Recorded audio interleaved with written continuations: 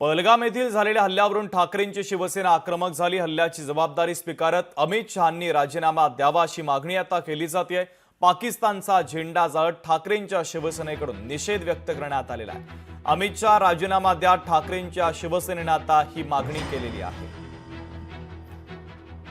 तर पाकिस्तानचा झेंडा जाळत ठाकरेंच्या शिवसेनेने निषेध व्यक्त केला।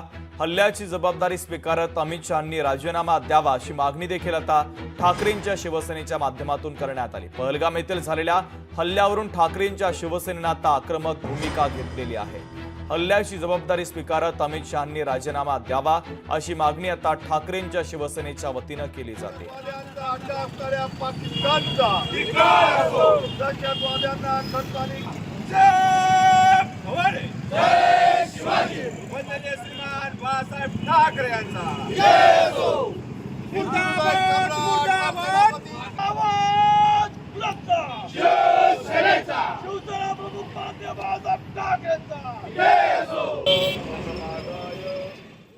या देशामध्ये मणिपूर असेल, जम्मू काश्मीर असेल, 370 कलम हटवल्यानंतर देखील या देशावर पाकिस्तानी अतिरेकी येत असतील तर गृहमंत्री या देशामध्ये ज्या पद्धतीचे अतिरेकी हल्ले होत आहेत, या देशाच्या गृहमंत्र्यांनी आता राजीनामा दिला पाहिजे।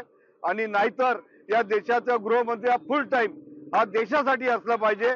ते राजकीय पक्षासाठी काम करतात। त्यांचा एकूण वावर पाहिला असेल तर महाराष्ट्रात ते 10 वेळा येऊन जातात। या देशाच्या अतिरेक्यांबद्दल, या देशाच्या संविधानावर होणाऱ्या हल्ल्याबद्दल, मणिपूर बद्दल, जम्मू काश्मीर मध्ये होणाऱ्या सातत्यपूर्ण टेररिस्ट हल्ल्याबद्दल ते बोलायला तयार नाही। आणि म्हणून ही नैतिक जबाबदारी स्वीकारून कालच्या हल्ल्याची या देशाच्या गृहमंत्री अमित शहांनी राजीनामा दिला पाहिजे। ही शिवसेना उद्धव बाळासाहेब ठाकरे पक्षाची आम्ही मागणी करीत आहोत।